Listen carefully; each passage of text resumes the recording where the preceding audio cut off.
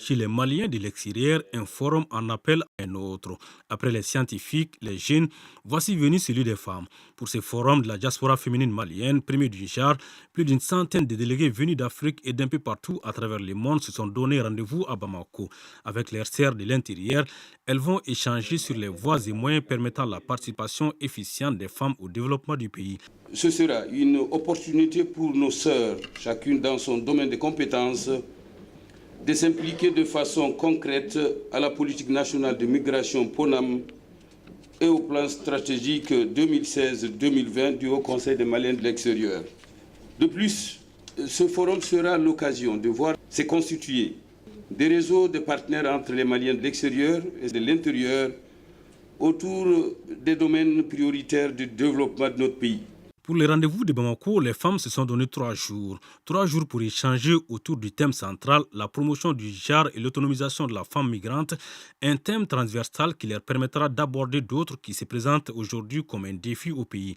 Le défi majeur reste cependant la réorientation des revenus migratoires vers des secteurs productifs capables de créer des richesses et des emplois durables au niveau national.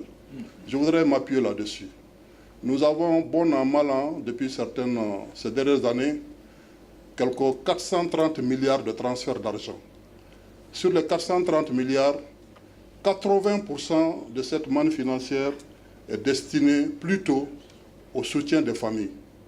Seulement 15% pour les infrastructures sociales dont j'ai cité, 5% uniquement pour les projets productifs. Et l'enjeu, c'est de renverser cette tendance. La tenue de cette première édition du Forum de la diaspora malienne vient entériner le caractère inclusif de la vision du président de la République de faire du Mali un pays émergent. En effet, c'est en mettant au service de la nation les efforts communs de tous les enfants et amis du Mali que nous parviendrons à réaliser ensemble cette noble ambition. Les plus hautes autorités sensibles à la question de l'immigration irrégulière. En effet, entre 2015 et 2016, a révélé le ministre des Maliens de l'extérieur, ces services ont enregistré 376 cas de jeunes Maliens morts dans la Méditerranée, 1300 Maliens expulsés parmi lesquels 1000 en provenance des pays africains.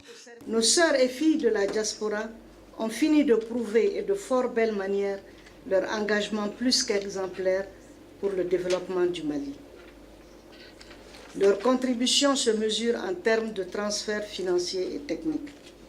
Cet apport important des femmes de la diaspora doit être soutenu par une évaluation systématique.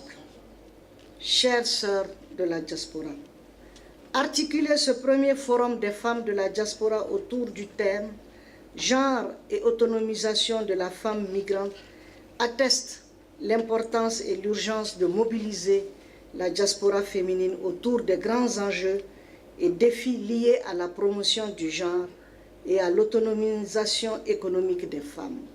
Je me permets d'insister sur l'importance de ce forum qui doit non seulement légitimer l'action des femmes de la diaspora, mais surtout renforcer leurs capacités. Nous devons les encourager. Nous devons leur fournir les moyens d'accomplir leurs besoins d'autonomie afin qu'elles puissent s'insérer dans les circuits de production et accéder au cercle fermé des prises de décision. La formation pour affirmer davantage le leadership des femmes au niveau national, mobiliser les énergies et contribuer du coup au développement du pays. C'est entre autres sur ces terrains qu'on attend beaucoup les recommandations de ces forums.